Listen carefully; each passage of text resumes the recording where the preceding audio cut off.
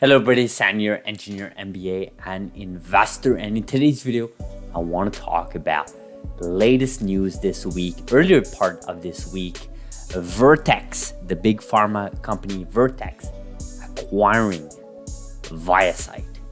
That is breaking news that happened earlier this week on the 11th of July. We are, of course, 3 days later. I just haven't had time to cover this news. I covered Vertex. Verve Therapeutics getting their first patient dose just the day after that, July 12th. I haven't had time. This has been a crazy week for me, and I'm sure for most people out there, I think most people are having vacations there. If they're working at a day job, they know exactly what I'm talking about. So quite busy time of the year, although it shouldn't be, but it is what it is. People are taking off, and it's affecting everybody and anybody. But going back here to our topic for today's video, Vertex has acquired a ViaCyte, and of course, ViaCyte is mostly known for their type 1 diabetes programs, specifically for what we've covered many times in this channel, their type 1 diabetes program with Crispr Therapeutics, which is, of course, through Crispr technology, using ViaCyte's islet cells, basically doing some work on them with CRISPR to basically make them more durable and effective in the human body, that basically in potentially trying to cure type 1 diabetes.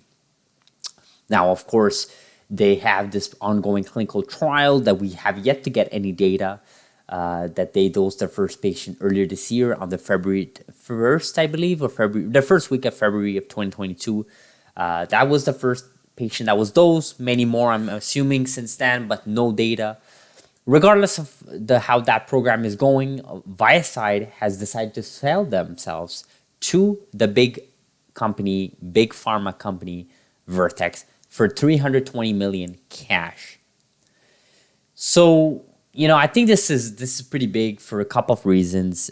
For most people, I think watching this video, I think most people will probably vibe with what I'm about to say after this. But what I will say before I do say my line there, when it relates to what most of us are really interested in this this type of news, is I think it's always interesting when a company sells themselves without a functional product, or when they get Health Canada to approve their trial late 2021, early part 2022, they dose their patient, and then a few months later, silence, and they sell themselves for 220 million cash, which I guess in today's market, who knows? I think Caribou's worth 600 million cash, so I don't even know what to say.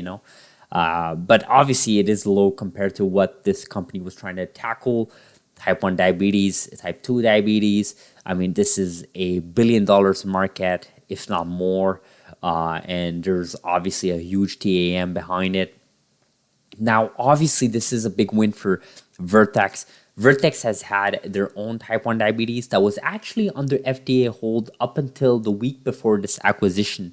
The FDA decided to lift their hold on Vertex type 1 diabetes. They basically need more data for their single program that tackled type 1 diabetes. We've sort of covered high level that program compared to ViaCyte, but it wasn't that bad of a program. It just, it got its FDA hold lifted a week before this purchase. Vertex said, you know what, screw it. We're just going to buy ViaCyte and not be put in this position where we can have another company there just scoop up our market share here, I guess, because clearly there's no one besides Vertex at this point right now, right? But anyways, to what's more relevant to us, I think, in this channel is how will this affect Crispr Therapeutics?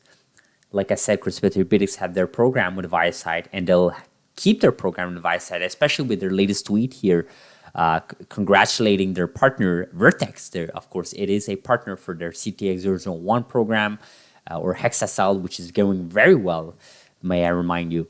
We look forward to collaborating on with advancing our hypoimmune diabetes program through clinic. So I think what's going to happen here is Vertex is basically, this is a huge win for Crispr Therapeutics. I think this is a huge win for Crispr Therapeutics because, one, it solidifies their funding. Two, basically, they don't have to rely on the solvency or stability of ViaCyte as a standalone company. Now they're under an umbrella of a parent company that has a history, a background, a big investor base. I mean, they are a big pharma company. They have many programs out there, many FDA programs out there, making good revenue, good money. And of course, that existing partnership, it's not like they have to rely on new talent, new leadership, come up with new commercial deals. They've literally been working with this company for over 4 or 5 years now. So to me, this is a big win for Crispr Therapeutics. I think it is a win for Vertex. I think basically eliminating their only competitor, or at least close. I know Sana Biotechnology are doing something there, but they're a little bit far here. I'm talking about like nearby competitors within the next year or two in terms of getting data for type 1 diabetes. I think Vertex is now the only company in this space, and I think they own this whole market share to themselves. Now it's just about executing that ongoing program that they have on their own, but now under ViaCyte's program, they have a couple of those, including one with Crispr Therapeutics.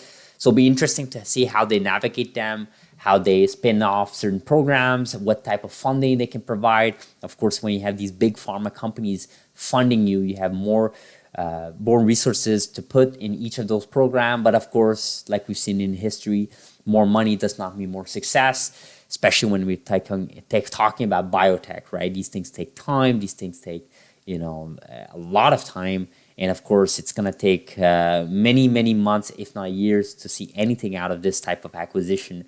But of course, big win for Crispr Therapeutics, as I mentioned. Let me know in the comments below what you guys think about this acquisition. Again, I've heard some people are sort of on the sidelines for this. A little bit disappointed. Some people are disappointed that, now there's no competition. Of course, we know competition is always good. But again, I would hesitate to say there's no competition at all. There is Sana Biotechnology in the rear mirror there, so keep that in mind there. But big win for Crispr Therapeutics. Happy for all the investors here. Let me know, like I said, in the comments below. Thank you so much for watching. Like this video if you found value, subscribe if you're not, and I'll see you guys in the next video. Thanks.